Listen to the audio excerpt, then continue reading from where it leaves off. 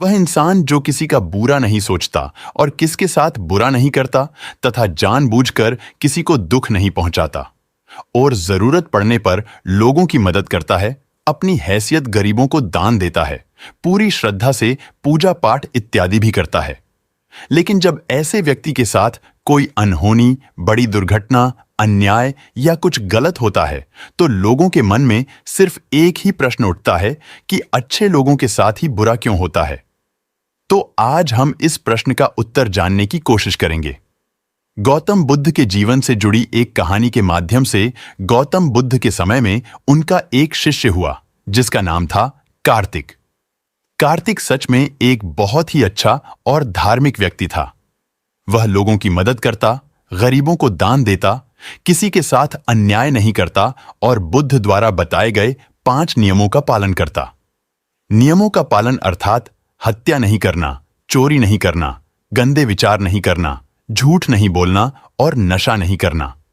इसके साथ ही वे बुद्ध द्वारा बताए गए ध्यान और साधना का अभ्यास भी करता था।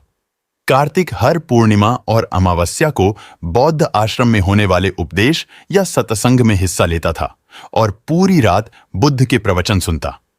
ऐसे ही एक अवश्य के दिन उसने वो सत्संग देखा और रात को बुद्ध के प्रवचन सुनने लगा। और आधी रात को जब बुद्ध के प्रवचन समाप्त हुए तो आश्रम से निकलकर वह पास के ही तालाब में नहाने के लिए चला गया। उसी रात उस गांव में कुछ चोर एक घर में चोरी करने के लिए घुसे हुए थे। जब वह चोरी करके भाग रहे थे तो गलती से एक चोर का पैर बर्तनों से टकरा गया और बर्तनों की आवाज से घर के लोग जाग गए। चारों तरफ हल्ला मच गया कि गांव में चोर घुसे हुए हैं। मोहल्ले भर के लोगों ने चोरों का पीछा करना शुरू कर दिया। कुछ देर तक तो चोर गहने, जेवरात की पोटली लेकर भागते रहे, लेकिन जब उन्हें महसूस हो गया कि अब बचना संभव नहीं है, पकड़े जाएंगे, और वो चोर काफी थक भी गए थे, तो तालाब के पास से जाते हुए एक चोर ने कहा कि हम सबका बचना मुश्किल है, तो क्यों ना हम ये सारा धन ये स्नान कर रहा व्यक्ति के कपड़े पर रखकर भाग जाए। तो बाकी सभी चारों ने उस चोर की बात मानते हुए चोरों ने सारे गहने, जेवरात कार्तिक के कपड़ों के पास फेंक दिए और वहां से भाग गए। जब लोग वहां पहुंचे तो उन्होंने देखा कि चोरी का सारा सामान तो इस व्यक्ति के कपड़ों के पास पड़ा हुआ है। सभी लोगों ने कार्तिक को ही चोर समझ लिया और कार्तिक को तालाब से बाहर निकालकर उसे मारना शुरू कर दिया। वह कहता रहा कि मैं चोर नहीं हूं, मैं तो रात भर बुद्ध के प्रवचन सुनकर आया हूं और मैं यहां सिर्फ स्नान कर रहा हूं। मुझे नहीं पता ये चोरी का सामान यहां कैसे आ गया। लेकिन भीड़ ने उसकी एक न सुनी और यह कहते हुए और मारने लगे कि अच्छा, चोरी करने के बाद अब नाटक कर रहा है कि मैं अच्छा आदमी हूं और परिवचन सुनकर आ रहा हूं। गुस्साई भीड़ ने उसे इतनी बेरहमी से पीटा कि उसकी मौत हो गई और उस मृत कार्तिक के शरीर को वहीं छोड़कर लोग अपने अपने घर चले गए। सुबह जब आश्रम के कुछ भिक्षु तालाब में पानी लेने के लिए आए तो उन्होंने कार्तिक के मृत शरीर को पास पड़ा देखा। लोगों से पूछने पर पता चला कि चोरी के आरोप में लोगों ने कार्तिक को पीट पीट कर मार दिया। शिष्यों ने बुद्ध के पास जाकर ये दुखद खबर सुनाई कि बेचारे कार्तिक को लोगों ने मार दिया और उसे उस गलती की सजा मिली जो उसने की भी नहीं थी। बुद्ध शिष्यों के द्वारा की जा रही अलग अलग बातों को बुद्ध बस ध्यानपूर्वक सुन रहे थे। तभी उनमें से एक शिष्य से नहीं रहा गया और उसने बुद्ध से पूछ ही लिया कि बुद्ध, ये बात तो आप भी जानते हैं कि कार्तिक कितना अच्छा इंसान था। उसने कभी किसी के साथ कुछ गलत नहीं किया, फिर उसके साथ इतना गलत क्यों हुआ? बुद्ध ने कहा, कार्तिक इस जन्म में तो अच्छा था, लेकिन आज जो भी उसके साथ हुआ है यह उसी के कर्मों का फल है जो उसने पूर्व जन्म में किए थे। अपने पिछले जन्म में कार्तिक एक राजा के यहां एक राज अधिकारी था। राजा के राज्य में एक बड़ा सा व्यावसायिक गांव था और उस गांव तक पहुंचने के लिए एक जंगल को पार करना पड़ता था। लेकिन उस जंगल में कुछ लुटेरे रहते थे जो कि वहां से गुजरने वाले राहगीरों और छोटे व्यापारियों के सामानों को लूट लिया करते थे। व्यापारियों ने राजा से अपनी सुरक्षा की मांग लगाई तो राजा ने अपने उस राज अधिकारी को कुछ सैनिकों के साथ व्यापारियों से कुछ धन लेकर उन्हें जंगल पार कराने के काम पर नियुक्त कर दिया। राज अधिकारी कार्तिक भी अपने काम को पूरी ईमानदारी से कर रहा था। वह लोगों से कुछ धन ले लेता और अपने सैनिक भेजकर उन्हें सुरक्षित जंगल पार करवा देता। एक पति पत्नी का एक जोड़ा अपनी छोटी सी बैलगाड़ी में बैठकर राज अधिकारी के पास आता है और धन के बदले उन्हें सुरक्षित जंगल पार करवाने के लिए कहता है। लेकिन राज अधिकारी यह कहते हुए उन्हें मना कर देता है कि अभी जल्दी रात होने वाली है, इसीलिए वो उनकी और अपने सैनिकों की जान खतरे में नहीं डाल सकता।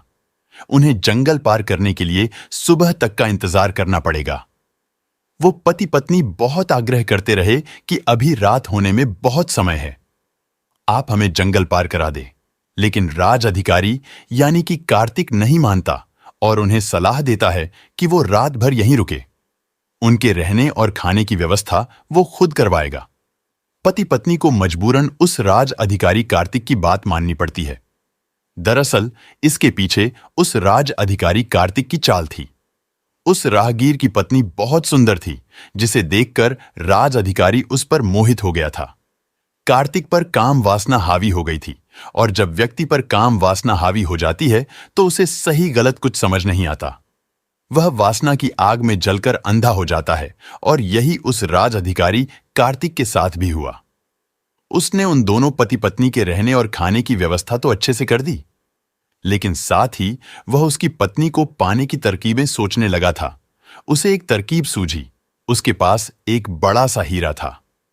उसने उस हीरे को रात में चुपके से उस आदमी के बैलगाड़ी में रखे सामान में छुपा दिया और सुबह होते ही हल्ला मचा दिया कि उसका कीमती हीरा किसी ने चोरी कर लिया है। उसने अपने सैनिकों को आदेश दिया कि हर एक व्यक्ति की सामान की तलाशी लेने के बाद ही उसे आगे जाने दिया जाए। सैनिकों ने तलाशी ली तो योजना के अनुसार हीरा उस पति पत्नी की बैलगाड़ी के सामान में छुपा मिला। राज अधिकारी उस व्यक्ति को सभी के सामने यह कहते हुए पीटने लगा कि मैंने तेरे रहने और खाने की व्यवस्था की और तूने मेरे ही साथ गद्दारी की। उसके साथ उसके सैनिक भी उस आदमी को पीटने लगे और पीटते पीटते उस व्यक्ति की वहीं मौत हो गई। बाद में राज अधिकारी कार्तिक ने अपने रुतबे और दौलत के दम पर उस स्त्री को अपनी पत्नी बना लिया, क्योंकि पिछले जन्म में कार्तिक ने सिर्फ उस स्त्री को प्राप्त करने के लिए उसके पति पर झूठा आरोप लगाकर बेवजह उसकी हत्या कर दी थी। इसीलिए पिछले जन्म में ही उसकी मृत्यु के पश्चात उसे नरक प्राप्त होता है और नरक में बहुत दुख भोगने के बाद उसे इंसानी जीवन मिलता है। लेकिन इस जीवन में भी उसके पिछले कर्म उसका पीछा नहीं छोड़ते और उसके साथ भी वैसा ही होता है जैसा उसने उस आदमी के साथ किया था। कार्तिक को उस चोरी की सजा मिलती है जो उसने की भी नहीं थी। उसने इस जन्म में तो अच्छे कर्म किए थे, लेकिन उसके पिछले जन्म के बुरे कर्मों की वजह से आज उसकी ये दुर्गति हुई है। और आगे बुद्ध ने कहा, तो भिक्षुओं, अगर इस जन्म में किसी अच्छे व्यक्ति के साथ बुरा होता है तो ये उसके पुराने जन्मों के पाप ही होते हैं, जिनका फल उसे इस जन्म में भुगतना पड़ रहा है।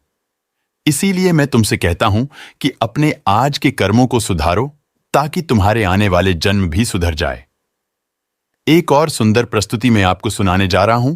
एक समय की बात है, एक पास के जंगल में एक चोर रहता था और एक पास के गांव में एक साधारण व्यक्ति रहता था। और गांव से कुछ दूर एक शिवजी का मंदिर था और वो चोर तथा वह साधारण व्यक्ति उस मंदिर में रोज जाते थे। साधारण व्यक्ति उस मंदिर में रोज हार फूल चढ़ाता और पूजा पाठ करता था। वहीं दूसरी तरफ वो चोर रोज शिवजी का अपमान और कई गंदे काम उस मंदिर में किया करता था। एक दिन वह साधारण व्यक्ति पूजा पाठ करके मंदिर से बाहर निकला तो उसे अपने पैर के अंदर कील घुस गई और कई सारा खून निकला। और उसी समय वह चोर गंदे काम करके मंदिर से बाहर निकला तो उसे धन से भरा हुआ घड़ा मिला। तो वह साधारण व्यक्ति और ज्यादा दुखी हुआ और भगवान से बोला कि आपने मेरे साथ घोर अन्याय किया है। तभी भगवान शिव प्रकट हुए और बोले कि तुम्हारे पिछले बुरे कर्मों के अनुसार तो आज तुम्हारी नियमित रूप से मृत्यु थी, परंतु तुम्हारे इन अच्छे कर्मों की वजह से तुम्हें एक नया जीवन दान मिला है। और रही बात इस चोर की, तो इसके पिछले अच्छे कर्मों की वजह से आज इसे राजा बनना था, परंतु वर्तमान के इन गलत कामों की वजह से इसे बस एक छोटा सा धन का घड़ा ही मिला। इतना सुनकर वह साधारण व्यक्ति प्रभु के सामने नतमस्तक हो गया और फिर से वह अच्छे कर्म करने में जुट गया। इसलिए याद रखें कि आपके एक एक अच्छे बुरे कर्मों का हिसाब ऊपर हो रहा है।